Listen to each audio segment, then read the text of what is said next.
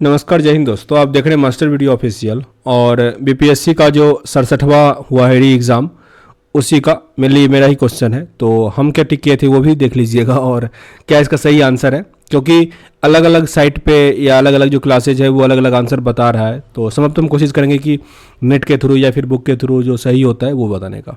तो ध्यान से देखिएगा और मिलाइएगा आपने कितना स्कोर किया है, क्योंकि मैं अगर कुल बात करूं तो मेरा अप्रोक्स 95 जो है वो सही आ रहा है। 10 क्वेश्चन ऐसा है जो मतलब एक सस्पिशन में है, उसमें से कुछ सही हो या कुछ गलत हो तो अलग बात है, पर 95 आ रहा है। बहुत अच्छा स्कोर नहीं है, पर देखिए क्या होता है। आप लोग अपना स्कोर सही वाला कमेंट बॉक्स में जरूर लिखिएगा, क्योंकि मिलाएंगे तो फिर आंसर सीट के बाद ही। पहला देखिए, किस राज्य में पंचायती राज व्यवस्था नहीं है? तो हमने टिक किया था मिजोरम, पर अगर आप लुसेंट विजन क्लासेज जो है वो भी दिया है मिजोरम, लेकिन अगर आप लुसेंट का भी बुक देखो तो जहाँ पे 73वां संविधान संशोधन का जिक्र किया गया है वहाँ पे लिखा गया है कि नागालैंड, मेघालय तथा मिजोरम राज्यों को छोड़कर अन्य सभी राज्य और दिल्ली को छोड़कर अन्य सभी केंद्र शासित प्रदेश जो है वहाँ पे पंचायती राज है। तो यहाँ पे आंसर अपना क्या बनता? ई बनता, यानी नागालैंड, मेघालय और मिजोरम सब में पंचायती राज नहीं है। आगे कि प्रत्येक राज्य में लोकसभा की सीटों का निर्धारण परिसीमन आयोग द्वारा किया जाता है। इस परिसीमन को किस वर्ष तक के लिए रोक दिया गया है? तो पहले तक ही था, मतलब 2020 तक ही आई थिंक था, उसको बढ़ा करके 2026 कर दिया गया था। तो काफ़ी न्यूज़ में ये था, तो 2026 सही आंसर है ये।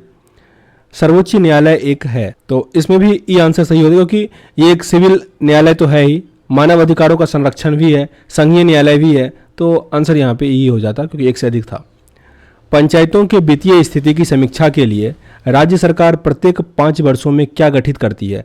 तो जब इलेक्शन होता है फिर वित्त मंत्रालय, मतलब ये बनता है मंत्रिमंडल, तो उससे पहले वित्त आयोग बनाया जाता है। तो ऑप्शन नंबर यहाँ पे सी सही था।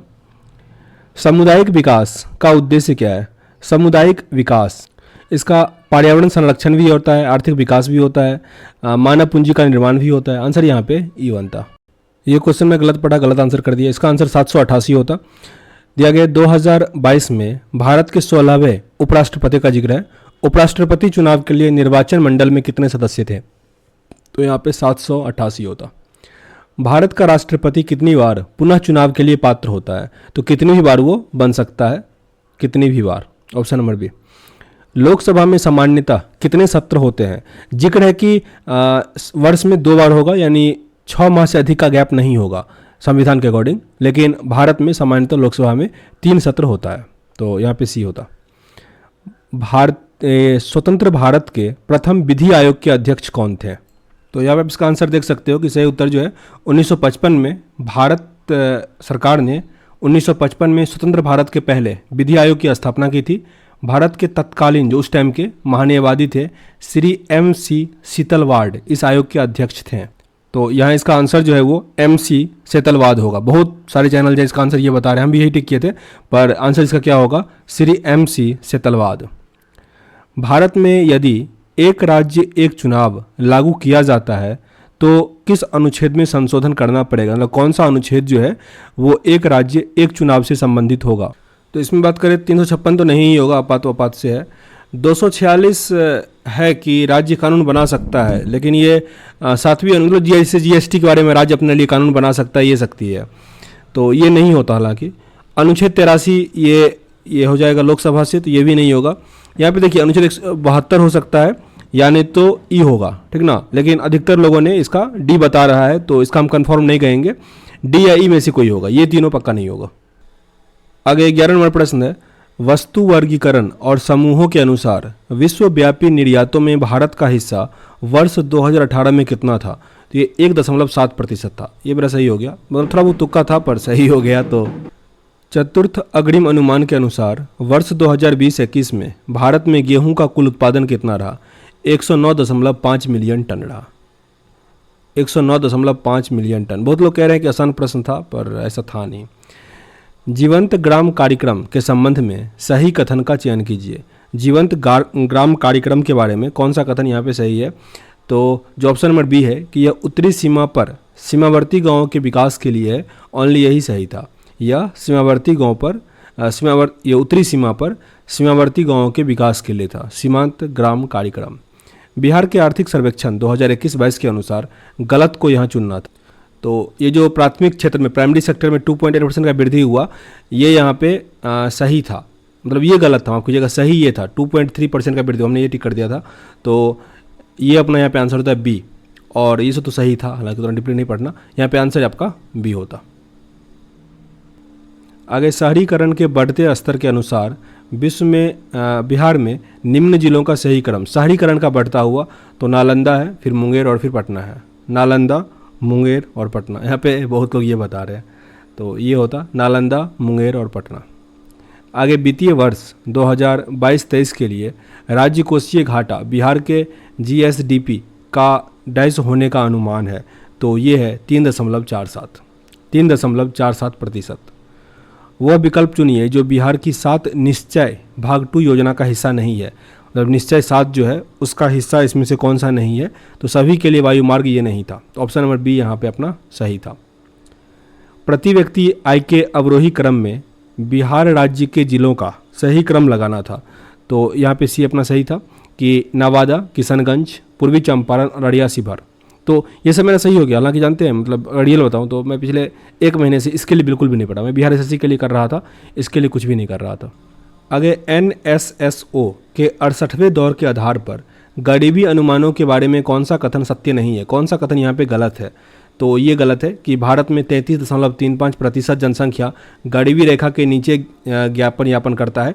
ये बिहार का डाटा जो है, अगर 33.35 रहता तो ये बिहार में इतना गरीबी है, यहाँ पे आप देख सकते हो इतना के आसपास है, लेकिन जो ये है मतलब भारत के लिए गलत हो जाता है। ऑप्शन नंबर यहाँ पे बी सही था।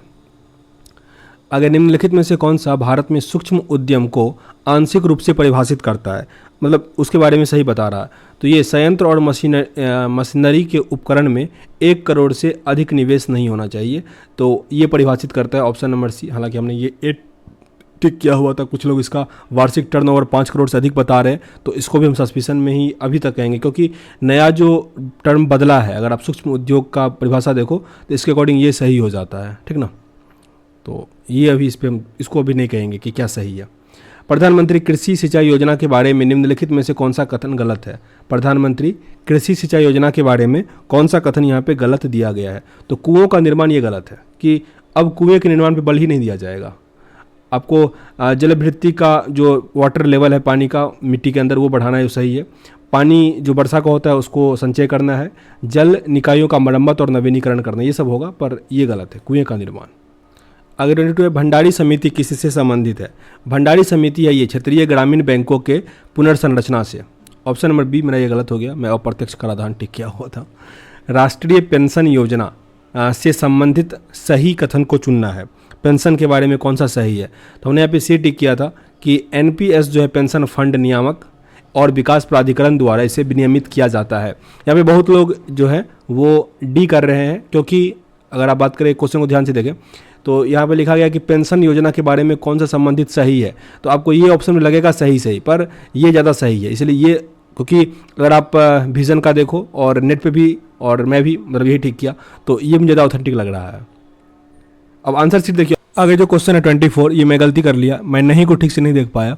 निम्नलिखित में से कौन सा भारत के बजट 2022-23 की प्राथमिकताओं में सम्मिलित नहीं है, तो यहाँ पे विनिवेश होता। ये जो डिसइन्वेस्टमेंट है, हालांकि जिक्र तो हुआ लेकिन इस बार ये शामिल नहीं किया गया था। अगर आप यहाँ देखो तो ये पीटीए का, यहाँ पे देखो पीएम गति शक्ति भी है, सांकेतिक विकास भी है, उत्पाद संवर्धन और ये भी है, लेकिन पूरा मैंने ढूंढा इसमें वो जो भी निवेश है वो कहीं नहीं दिया गया है, तो इसीलिए इसका आंसर जो यहाँ पे बी हो जाता। आगे, वित्तीय वर्ष 2021-22 में भारत का टैक्स जीडीपी अनुपात जो है वो कितना है, 17.7%। आगे, सुभाष चंद्र बोस ने निकोबार द्वीप का नया नाम जो रखा है वो स्वराज द्वीप रखा, स्वराज माफ़ कीजिएगा। फरवरी 1922 में पुलिस चौकी में आग लगाने की घटना से संबंधित चौरी चौरा जो है वो गोरखपुर उत्तर प्रदेश में है, Uttar Pradesh, option number B. Khudiram Bose ने किस स्थान पर किंग्सफोर्ड की हत्या का प्रयास किया था, तो ये मुजफ्फरपुर, तो मन कर रहा था इसे मारने का, पर मैं पटना मार दिया। मुजफ्फरपुर यहाँ पे सही होता। आज़ाद दस्ता बिहार के किस आंदोलन के दौरान सक्रिय रहा था। आज़ाद दस्ता ये भारत छोड़ो आंदोलन के दौरान सक्रिय रहा था। आगे, 1946 में गठित अंतरिम सरकार के मंत्रिमंडल में श्रम विभाग किसे सौंपा गया था, जगजीवन राम को सौंपा गया था, जगजीवन राम। मैं अगर हिस्ट्री पढ़ लेता ना, मतलब मैं लुसेंट जो पढ़ा हुआ था जब बुक कंप्लीट किया था उसके बाद हिस्ट्री नहीं पढ़ा, तो अगर मेरा हिस्ट्री ऐसे चला जाता तो बहुत बढ़िया स्कोर हो जाता मेरा। 1942 ईस्वी में किस त्यौहार के अवसर पर जयप्रकाश नारायण हजारीबाग जेल से निकलकर भागे हुए थे? तो ये दिवाली के टाइम में चले थे। आंसर यहाँ बी होता, दिवाली। डॉक्टर राजेंद्र प्रसाद को संविधान सभा का सभापति कब चुना गया था? तो वो 11 दिसंबर था 1946 का। तो यहाँ पे तो ऑप्शन नंबर बी। आगे प्रश्न, सीमांत गांधी, तो ये अब्दुल गफ्फार खां, सीमांत गांधी के लिए अब्दुल गफ्फार खां। झांसी की रानी लक्ष्मीबाई की मृत्यु ये ग्वालियर में हुआ था, मध्य प्रदेश में, ग्वालियर। आगे, बंगाल विभाजन के विषय में किसने कहा था विभाजन हमारे ऊपर बम की तरह गिरा? ये सुरेंद्रनाथ बनर्जी, सुरेंद्रनाथ बनर्जी के द्वारा कहा गया था। ये मेरा मतलब गलत हो गया, हालांकि बहुत लोगों गलत हो गया। सरदार उधम सिंह को किसने मारा था? तो माइकल ओ डायर होता, हमने जनरल डायर मार दिया। माइकल ओ डायर यहाँ पे सही आंसर है। बरदौली सत्याग्रह का सफल नेतृत्व किसने किया था? यह है वल्लभ भाई पटेल, वल्लभ भाई पटेल। आगे प्रश्न यहाँ पे है कि इनमें से कौन 1946 ईस्वी में भारत भेजे गए कैबिनेट मिशन का सदस्य नहीं था? तो इसमें ये रैमजे मैकडोनाल्ड जो है वो इसका सदस्य नहीं था। और ये मैं कई बार पढ़ा हूँ, पता नहीं पर एग्जाम में क्या गलती कर देता हूँ ये क्वेश्चन। ये घटना चक्र में कुछ दिन पहले ही मेरा मतलब था, उसमें भी पढ़ा हुआ था और टेस्ट बुक में भी कई बार मारा हुआ था, फिर भी गलत हो गया। प्रसिद्ध गांधी इरविन समझौता किस वर्ष हुआ था? तो ये 1931 में हुआ था, 1931। भारतीय राष्ट्रीय कांग्रेस ने किस सत्र में पूर्ण स्वाधीनता का प्रस्ताव पारित किया हुआ था? तो ये तो हो जाएगा अपना 1929 का लाहौर अधिवेशन, 1929 का लाहौर। अब जैसे मैथ के प्रश्न थे, मैथ समझ तो मेरा पूरा सही है। यहाँ पे 30 पहला का आंसर था, दूसरे वाले का आंसर 5 था। एक इसका अलग वीडियो बना देंगे, हालांकि बन गया ही होगा। 43 का आंसर बी था, 44 का आंसर 7 था। ये मैं गलती कर लेता, लेकिन मैं 5 कर रहा था, फिर सही से बनाया तब 7 आया। आगे 45 की बात करें तो इसमें 24 या कुछ ऐसा था, नहीं 28 था इसका आंसर। आगे देखते हैं। 46 में ये था 240 रुपया प्रति दर्जन। 47 की बात करें तो ये 52 होता, 13 चौके 52। आगे प्रश्न है समय और इसका, तो इसका आंसर 12 सेकंड हो जाता। आगे ये घड़ी वाला मतलब था, तो थोड़ा टाइम लगने वाला क्वेश्चन था, पर इसका आंसर डी होता। बहुत लोग इसमें गलती किए, बहुत लोग 10-50 मार दिए, पर 48 होता। 50 में 5 और 6 बजे के बीच समय घड़ी में दोनों सुइयाँ एक साथ कितना बजे होगा? तो ये 5:27 3/11 इतना पे होता। तो इस बार मेरा पहली बार ऐसा हुआ कि मैथ का 10 क्वेश्चन 10 सही हुआ। हालांकि दूसरा बार ही एग्जाम दे रहे थे हम। 65वीं वाले में मेरा 9 क्वेश्चन सही था मैथ वाले में, क्योंकि एक लॉग करके क्वेश्चन था, वो मेरे से नहीं बना हुआ था उस बार। 51 नंबर था कि उत्कृष्ट धातुओं के संदर्भ में निम्नलिखित वाक्यों पर विचार कीजिए। पहला है उत्कृष्ट धातुएं प्रकृति में शुद्ध रूप से पाई जाती है, तो सही है। यूरेनियम और सीसा उत्कृष्ट धातु का उदाहरण। देखिए यहाँ पे आंसर जो है बहुत लोगों ने दिया, हालांकि हमने केवल ए दिया हुआ था, तो आंसर यहाँ पे ई है रियल में। क्योंकि खैर हटाइए क्योंकि की बात को छोड़ो, इसमें निम्नलिखित कथनों पर विचार कीजिए। तो यहाँ पे दोनों कथन सही है। शुद्ध जल में नमक को घोलने से जल का क्वथनांक बढ़ जाता है एवं जल का हिमांक जो है वो घट जाता है। और दूसरा है जल में जब मिथाइल अल्कोहल डालते हैं तो जल का क्वथनांक घट जाता है। तो यहाँ पे दोनों सही था। आगे प्रश्न देखिए कि बायोगैस में निम्नलिखित से कौन सा अवयव प्रमुख होता है? तो ये मीथेन होता है, मीथेन, ऑप्शन नंबर सी। ये मैं एक हल्का क्वेश्चन गलत किया कि फटाका फूटने से चमकदार रंग दिखाई देता है, तो ये सेंट्रांसियम होता है, स्ट्रांसियम, ऑप्शन नंबर सी यहाँ पे सही होता। आगे लवण युक्त वातावरण प्रेमी पौधे को क्या कहा जाता है? ये क्वेश्चन भी गलत पढ़ने के कारण मेरा मरुस्थल जो रेगिस्तान में होता है ना, जैरोफाइटा, इंग्लिश में देख के इसको हम टिक कर दिए, पर यहाँ पे ये होता लवण मृत्यु। जैसे नमक है, लवण, लवण आसान ही था पर गलती हो गया। तो साइंस का 2 क्वेश्चन मेरे से गलती हो गया, 3 क्वेश्चन हालांकि। कवक पौधे में नहीं पाया जाता है। कवक पौधे में जो पर्णहरित होता है वो नहीं पाया जाता है और सब पाया जाता है, हमने इसमें ये कर दिया था। साइंस भी गलत हुआ है मेरा मतलब। परागकण का सुपरिभाषा है। परागकण का सुपरिभाषा है कि परागकण का पराग केसर से क्लोमा छिद्र तक स्थानांतरित होने की क्रिया। अब ये क्वेश्चन कन्फ्यूजिंग लग रहा। पौधे अपना पोषक तत्व मुख्यतः किससे प्राप्त करते हैं? देखिए अगर आप एनसीईआरटी का देखो तो मृदा यहाँ पे सही आंसर होता, ठीक ना। लेकिन पोषक तो प्रकाश से भी उसको भोजन मिलता है, वायुमंडल से भी होता, तो वो भी मतलब ये होता सही आंसर। मैंने यही किया था, पर एनसीईआरटी की बात करो तो मृदा होगा। और जो बीएससी की पुराने स्टूडेंट है वो कह रहे थे कि इससे पहले भी ये क्वेश्चन आया हुआ था और मृदा ही आंसर होता है। पाइन, फर, स्प्रूस, सेडार, लार्च एवं साइप्रस आदि मशहूर लकड़ी उत्पादक पौधे में से बहुत से भारत के पहाड़ी क्षेत्रों में पाए जाते हैं। ये होते हैं, तो ये इसमें जो होता है वो अनावृत बीजी होता है, अनावृत बीजी। निम्नलिखित में से कौन सा सही सुमेलित दिया गया है? तो मलेरिया क्लोरोक्विन होता, मलेरिया का क्लोरोक्विन उसकी दवाई का नाम था। टेटनस का ये हो जाता है NTS, एस्कर्बिथाइमिन तो इसी कहा ही नहीं तो गलत ही है। ट्यूबरक्लोसिस का होता है BCC। आगे लाल रक्त कणिका विहीन, जिसमें नहीं होता लाल रक्त वाला, तो ये केचुआ। कार्बोहाइड्रेट के अपघटनोपरांत अंतिम रूप से क्या बनता है? तो यहाँ पे बनता है ग्लूकोज, ग्लूकोज। आगे प्रश्न है कि अधिकतर एंजाइम होते हैं, अधिकतर एंजाइम होता है प्रोटीन, वो एंजाइम का ही होता है प्रोटीन, तो ऑप्शन नंबर यहाँ पे C होता, प्रोटीन। किस वैज्ञानिक या चिकित्सक ने पहली बार टीकाकरण की शुरुआत करी थी? तो ये है Edward Jenner, Edward Jenner. Washing machine का कार्यकारी सिद्धांत क्या है? तो ये अपकेंद्रण होता है, वॉशिंग मशीन का अपकेंद्रण। प्रकाश की गति निम्नलिखित में से किस माध्यम में न्यूनतम होगा? तो ठोस में सबसे कम होता है, यानी कांच हो जाएगा, शीशा। निम्नलिखित में से कौन सा सदिश राशि नहीं है? यहाँ पे सदिश राशि नहीं दिया गया था, तो यहाँ पे गति जो होता वो अदिश राशि है, तो वही होता।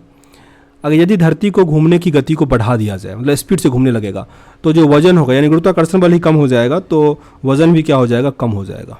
ये ऑप्शन नंबर D यहाँ पे सही था, कम हो जाएगा। आगे गति का सर्वप्रथम गति को किसने परिभाषित किया था? तो गैलीलियो होता, हमने न्यूटन कर दिया, तो ये गलत है। गैलीलियो यहाँ पे सही आंसर, हमको मन कर रहा था वो गैलीलियो टिक करने का, पर खैर। किस नियम, बहुत बार ऐसा होता है कि आपको मन करेगा कुछ करने का, लेकिन किस नियम के अनुसार समान ताप और दाब पर सभी गैसों के निश्चित आयतन में अणुओं की संख्या बराबर होती है? तो यह एवोगाद्रो का नंबर, एवोगाद्रो का नंबर। अपेक्षता का सिद्धांत, तो ये दिया गया था अल्बर्ट आइंस्टीन के द्वारा। एक संवाहक के तापक्रम परिवर्तन के कारण किसमें विभव परिवर्तन होता है? यह घटना किसने कहा? यह थॉमसन का प्रभाव, थॉमसन का प्रभाव। आवर्धक कांच में किस प्रकार का लेंस प्रयोग होता है? आवर्धक कांच में उत्तल लेंस होता है, उत्तल लेंस। चुंबकत्व का अनुचुंबकीय सिद्धांत निम्नलिखित में से किसके द्वारा प्रदर्शित होता है? तो प्लेटिनम होता, हम निकेल कर दिए, चुंबक बनाने में यूज होता है इसलिए कर दिए थे, तो यहाँ पे आंसर इसका प्लेटिनम होता। परमाणु के नाभिक में तो प्रोटॉन और न्यूट्रॉन होता है, प्रोटॉन और न्यूट्रॉन। जिस धातुकर्म प्रक्रिया के अंतर्गत धातु मिश्रित अवस्था में पाई जाती है उसे क्या कहते हैं? प्रगलन कहते हैं, प्रगलन। से मेरा सही हुआ, प्रगलन, हार्ड क्वेश्चन। निम्नलिखित में से पीतल का घटक कौन सा है? तो जस्ता और तांबा, जस्ता और तांबा। निम्नलिखित में से किसे अनबुझा चूना कहते हैं? अनबुझा चूना CaO होता है। अगर जंग लगे लोहे का वजन निम्नलिखित में से क्या परिवर्तन आता है? तो यह पहले बढ़ता है और फिर घट जाता है, पहले बढ़ता है और फिर, मैं लिख दिया कि बढ़ता चला जाता है, ऐसा नहीं होता, पहले बढ़ता है और फिर घटता है। निम्नलिखित में से किसे श्वेत धातु कहा जाता है? तो श्वेत धातु देखिए प्लेटिनम को कहा जाता है, प्लेटिनम जो होता है वो श्वेत होता है, तो ऑप्शन नंबर A। हालांकि बहुत लोग इसका आंसर E बता रहे हैं, ठीक ना, तो इसका हम कुछ कहेंगे नहीं, पर प्लेटिनम को श्वेत कहा जाता है। अब इसमें से कोई और हो जो श्वेत का एग्जाम्पल आता हो तब तो अलग बात है, पर प्लेटिनम तो यहाँ पे फिक्स है, नहीं तो E हो जाता। निम्नलिखित में से किस मंत्रालय संगठन ने यूथ इन इंडिया रिपोर्ट 2022 जारी किया? तो ये सांख्यिकी और कार्यक्रम क्रियान्वयन मंत्रालय ने शुरू किया था, मतलब ये जारी किया था।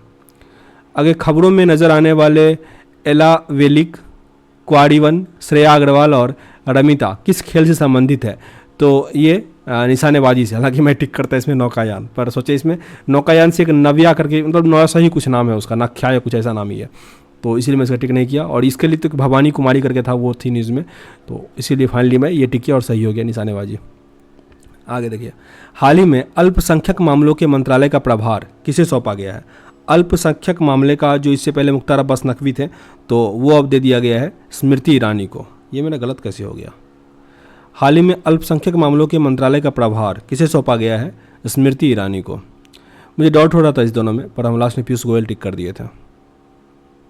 आगे, भारत के 15वें राष्ट्रपति चुनाव के लिए संयुक्त प्रगतिशील संगठन जो UPA है कि उम्मीदवार कौन था? मैं कंफ्यूज कर गया इसमें UPA और NDA में, तो मैं द्रौपदी मुर्मू कर दिया था, पर यहाँ पे जो UPA का था वो यशवंत सिन्हा था और NDA का था द्रौपदी मुर्मू, मतलब थी। आगे प्रश्न है, अपने उपन्यास टूम ऑफ सेंट के लिए अंतर्राष्ट्रीय बुकर पुरस्कार प्राप्त करने वाली तो यह गीतांजलि श्री, काफ़ी न्यूज़ में थी गीतांजलि श्री। बिहार ने किसे 2022 के लिए दादा साहब फाल्के राष्ट्रीय टेलीविज़न पुरस्कार से सम्मानित किया है? तो ये पुरस्कार दिया गया दीप श्रेष्ठ को, दीप श्रेष्ठ। बिहार के आर्थिक सर्वेक्षण 2021-22 के अनुसार वर्तमान में राज्य में शहरीकरण का स्तर जो है वो है 15.3%, 15.3%। बिहार में खादी के ब्रांड एम्बेसडर कौन है? ये मनोज तिवारी हैं, मनोज तिवारी। सीता माता का विश्व का सबसे लंबा मूर्ति 251 मीटर का निर्माण बिहार के किस जिले में किया जा रहा है? तो ये हो रहा है सीतामढ़ी में, सीतामढ़ी। आगे सुमेलित करना है, जिसमें बिहार का राज्यपाल तो ये फगू चौहान हो जाएगा। बिहार के मुख्य न्यायाधीश संजय करोल है, मुख्यमंत्री नीतीश कुमार हैं और ये मुख्य सचिव जो है आर श्रीनिवास हैं। तो यहाँ पे जो है ए ऑप्शन ये सही था। आगे बिहार में ऑपरेशन प्रहार, ये शराबबंदी से है। ऑपरेशन प्रहार जो है वो शराबबंदी से था, क्योंकि मेरे गांव का जो थाना है ना वहाँ पे ये बोर्ड लगा हुआ है ऑपरेशन प्रहार का, तो याद था हमको। बिहार के ऋतिक आनंद ने ब्राज़ील में आयोजन, तो चोरी हुआ ना मेरे घर में, तो इसीलिए गए थे थाने पे, तो वहाँ पे वो बोर्ड लगा हुआ था, उसको हम ध्यान से जब तक पुलिस आता मैं उस बोर्ड को देख रहा था, तो उसी से एक प्रश्न आया, अच्छा रहा। लेकिन बिहार के ऋतिक आनंद ने ब्राज़ील में आयोजित 24वें समर डैम बैडमिंटन ओलंपिक में भारत के लिए कौन सा पदक जीता? तो भारत के लिए यहाँ पे स्वर्ण पदक जीता गया। ये मेरा गलत तुक्का था। बिहार में किस स्थान पर उत्तर भारत का पहला बर्ड ब्रीडिंग स्टेशन खोला? तो ये खुला भागलपुर में, और साथ ही डॉल्फिन के लिए भी भागलपुर में ही है। निम्नलिखित में से किसने बिहार में गिद्ध संरक्षण योजना शुरू किया? गिद्ध संरक्षण योजना वाल्मीकि टाइगर रिजर्व, हमने ये किया था। आंसर है वाल्मीकि टाइगर रिजर्व। आगे है सुंदिनी कार्यक्रम संबंधित है। सुंदिनी कार्यक्रम ये है आंगनवाड़ी कार्यकर्ताओं से, आंगनवाड़ी कार्यकर्ताओं से, ऑप्शन नंबर सी। आगे एक था कि शिंजो आबे जिनका देहांत हुआ, गोली मारकर हत्या कर दी गई, तो ये जापान के थे। संयुक्त राष्ट्र महासभा ने बहुभाषावाद पर एक भारतीय प्रायोजित प्रस्ताव अपनाया, जिसे पहली बार किस भाषा में उल्लेखित किया गया? तो ये हिंदी में किया गया था, मतलब हिंदी में। ऑप्शन नंबर बी यहाँ सही है। यूक्रेन में रूस के सैन्य अभियानों पर चर्चा करने के लिए महासभा के आपातकालीन सत्र की अध्यक्षता किसके द्वारा किया गया? तो ये अब्दुल्ला शाहिद के द्वारा किया गया, अब्दुल्ला शाहिद।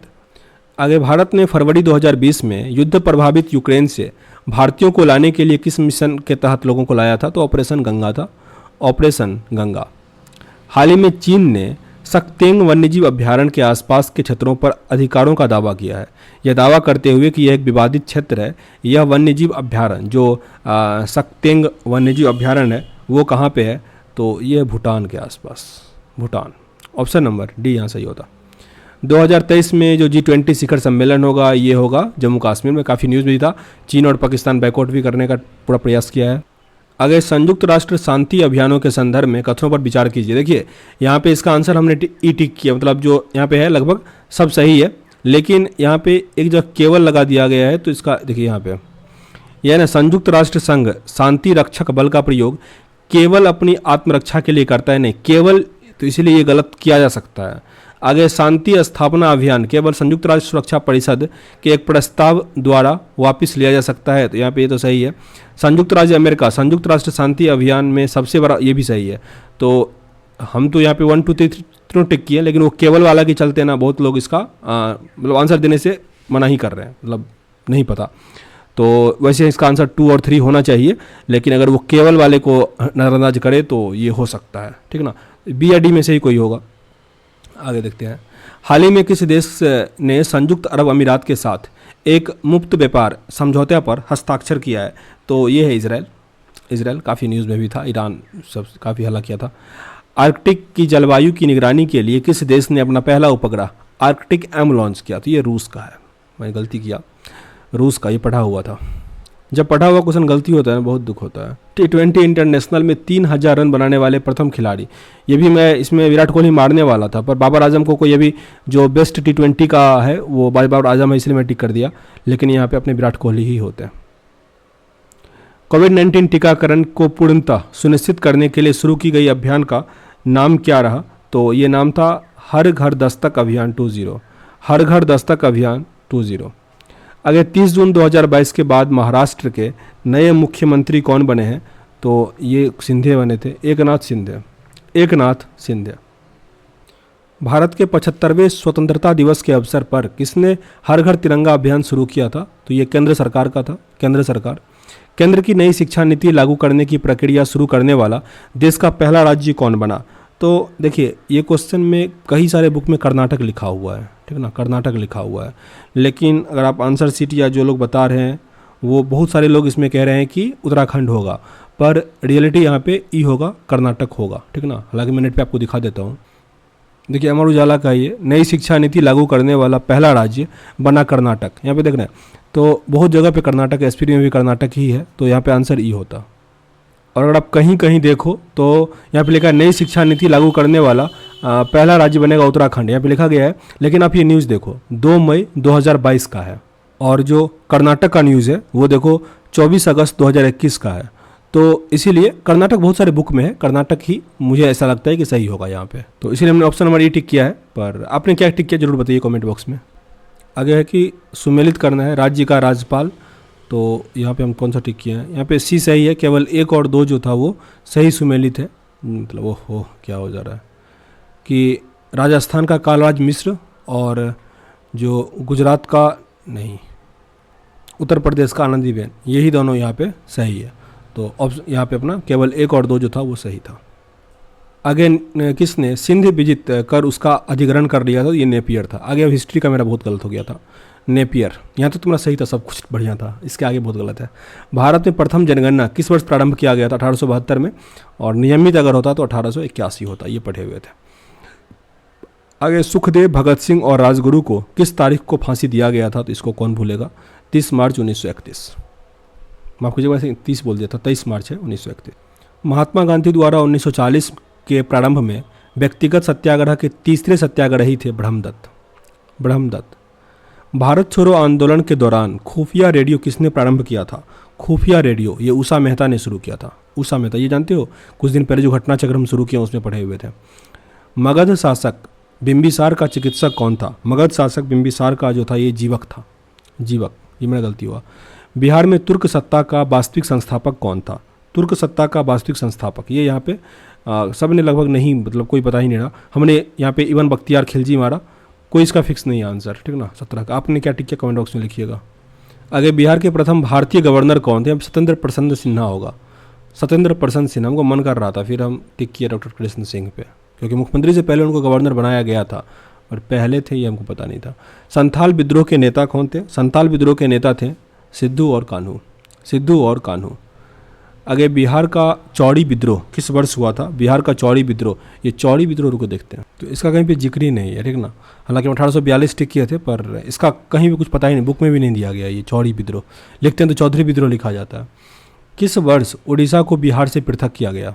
तो ये 1936 होता। हम कोलकाता से जो अलग हुआ था 1912 टिक कर दिए थे, 1936 यहाँ पे सही होता। लेकिन बिहार दिवस जो मनाते हैं हम लोग 22 तारीख को, तो वो होता है यही उड़ीसा वाले के चलते ही, तो 1936 में हुआ था ये। आगे प्रथम बौद्ध महासभा कहाँ आयोजित हुआ था? राजगृह में हुआ था, राजगृह। किस गुप्त शासक ने अपने बड़े भाई की हत्या करके सत्ता अपना लिया था? तो ये चंद्रगुप्त द्वितीय था, चंद्रगुप्त द्वितीय। वर्धन राजवंश की स्थापना किसने की थी? वर्धन राजवंश, इसका स्थापना पुष्पभूति ने किया था, पुष्पभूति। रोमन साम्राज्य से व्यापारिक संबंध किसने स्थापित किया था? तो यहाँ पे आंसर ई है, मतलब कुषाण भी था और कोई एक और वाकाटक या कुछ और था। तो आगे मुस्लिम शासक जिसका साम्राज्य दार उल इस्लाम का एक भाग माना जाता था, तो वो कौन था? तो ये सब का आंसर आपको मतलब नेट पे भी या बुक पे भी कहीं मिल ही नहीं रहा, ठीक ना, इसलिए मैं भी नहीं बता रहा कि कुछ ना बता दूं। इनमें से किसने खलीफा की शक्ति का विरोध किया था? खलीफा की शक्ति का विरोध इसमें से किसने किया था? तो इसका भी आपका आंसर जो है वो नहीं मिल पा रहा। आगे तुगड़िल खां ने किसके शासनकाल के दौरान विद्रोह किया था? तो बलबन के टाइम में, ऑप्शन नंबर सी बलबन। सर्वप्रथम किस मुगल शासक ने ब्रिटिश के विरुद्ध संघर्ष किया था? ब्रिटिश के विरुद्ध संघर्ष किया था औरंगजेब ने, औरंगजेब, ऑप्शन नंबर डी यहाँ पे सही होता। निम्नलिखित में से किस समाज सुधारक विलियम बेंटिंग ने प्रारंभ किया था? मतलब विलियम बेंटिंग के द्वारा क्या सब इसमें से शुरू किया गया था? तो देखिए यहाँ पे आंसर जो होता वो मतलब ई हो जाता, या नहीं तो क्योंकि दास प्रथा इसके द्वारा शुरू नहीं किया गया था, तो 1, 3 और 4 होता, तो यहाँ पे ऑप्शन नंबर डी होता। आगे अखबारी कागज, तो ये नेपानगर में है, अखबारी कागज नेपानगर में। भारत में प्रथम कोयला खनन कहाँ खोदा गया था? कोयला खनन यह रानीगंज में हुआ था, रानीगंज।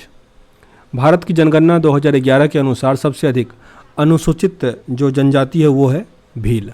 ये सही हो गया मेरा, भील। बिहार राज्य का कुल भौगोलिक क्षेत्रफल 94,163 वर्ग किलोमीटर। बिहार का शोक कोसी नदी को कहा जाता है। कोसी नदी आपको हम 3-4 दिन में दिखाते हैं, मेरे गांव के पास ही है, अभी बहुत पानी है इसमें। बिहार में किस जिले में तोलहार कुंड जलप्रपात अवस्थित है? तोलहार कुंड ये आपको मिल जाएगा कैमूर में, कैमूर। ये सब मेरा तुक्का था, हालांकि सही हो गया। एशिया का सबसे बड़ी और ताज़ा जल वाली गोखूर झील बिहार के किस राज्य में है? गोखूर झील है कानवाड़ झील में, कानवाड़ झील। ऑप्शन नंबर डी यहाँ सही है। बिहार के किस जिले में सबसे अधिक सोने का भंडार पाया गया? तो ये जमुई था, काफ़ी न्यूज़ में भी आया हुआ था। कहाँ गया ऊपर वाला क्वेश्चन? हाँ, इसका आंसर जमुई था, ऑप्शन नंबर डी। बिहार के किस जिले को सिल्क सिटी के नाम से भी जाना जाता है? सिल्क सिटी कहा जाता है भागलपुर को, भागलपुर को कहा जाता है सिल्क सिटी। भारत की जनगणना 2011 के अनुसार बिहार में महिला साक्षरता जो है वो 51.50 है, महिला का 51.50। आगे कि सौरमंडल का प्रधान आकाशीय पिंड कौन सा है? सूर्य था, सूर्य। पृथ्वी की आंतरिक परत जो नीफे होता है, नीफे, तो ये तो निकल और लोहा होता है, यानी निकेल और फेरम। भौगोलिक अपरदन चक्र की संकल्पना किसने प्रस्तुत किया हुआ था? ये मेरा गलत होने को काफ़ी दुख हुआ, क्योंकि कोबर का सिद्धांत हम लोग पढ़े थे, पर्वत का जो होता है ना, तो भौगोलिक अपरदन वहाँ भी होता है, पर यहाँ पे WM डेविस ये होता आंसर, WM डेविस। गरजने वाला चालीसा, क्रुद्ध पचासा, चीखने वाला साठा पब ने पृथ्वी के किस गोलार्ध में चलता है? देखिए ये सब क्वेश्चन को गलत होना बहुत दुख हुआ इस सब का। जैसे ये क्वेश्चन बता रहे हैं, मतलब पढ़ा हुआ क्वेश्चन गलत हुआ ये सब। आगे ये 50 वाला जो है ना, जब भी गोलार्ध का दिखा है तो पूर्वी पश्चिमी गोलार्ध तो होता ही नहीं है, उत्तरी और दक्षिणी होगा। और जब भी होता है ना, जैसे भारत है तो समुद्र में ये मिल आता है नीचे वाले पार्ट में, तो ये दक्षिणी गोलार्ध होता है यहाँ पे आंसर। हमने उत्तरी गोलार्ध टिक कर दिया, पता नहीं। आगे सरगोसो सागर किस सागर का हिस्सा है? तो ये उत्तरी अटलांटिक महासागर का। जानते हैं लास्ट में अब लोग बोलते हैं कि ये तो बहाना हुआ, लेकिन पानी वानी का कोई व्यवस्था ही नहीं था यार। मान लो हम सुबह 7 बजे यहाँ से निकले हुए थे और जब ये एग्जाम हो रहा था तो करीब लास्ट में 1:30 बज रहा था, तब तक हम पानी भी नहीं पिए हुए थे, क्योंकि रूम ढूंढने में दिक्कत था। बोल रहे थे पानी दो, तो भाई दिया भी नहीं। तो ये सब कुछ मतलब वैसे ही टिक कर दिया फालतू में, बिना पढ़े लिखे वैसे ही बना दिया। अगर देखिए भारत और चीन के बीच सीमा रेखा को क्या कहा जाता है? तो ये है मैकमोहन रेखा। इसलिए मैं बाद में निकला तो कहा हुआ था कितना व्यवस्था खराब रहता है यहाँ पे, बस फॉर्म भरने टाइम पैसा लेता है अधिक। राजस्थान में बहुत कम वर्षा होती है, इसका मुख्य कारण क्या होता है? क्योंकि हवाएं किसी प्रकार की बाधाओं को पार नहीं करती, जिसके कारण ठंडा होने के लिए आवश्यक ऊंचाई नहीं पर्याप्त होता, जिसके कारण। तो हमने यहाँ पे ये टिक कर दिया, मानसून असफल। मानसून हर जगह पहुँचता है। जबकि अगर निम्नलिखित कथनों पर विचार करना है तो यहाँ पे दिया है भारत में बाघ परियोजना 1973 में लागू किया गया। तो ये सही है, क्योंकि 72 में बना था और लागू हुआ था इतना में। वर्ष 2022 में जो राष्ट्रीय जैविक दिवस है वो हुआ, जिसकी विषय वस्तु सभी जीवन के लिए एक साझा भविष्य निर्माण करना, ये सही है।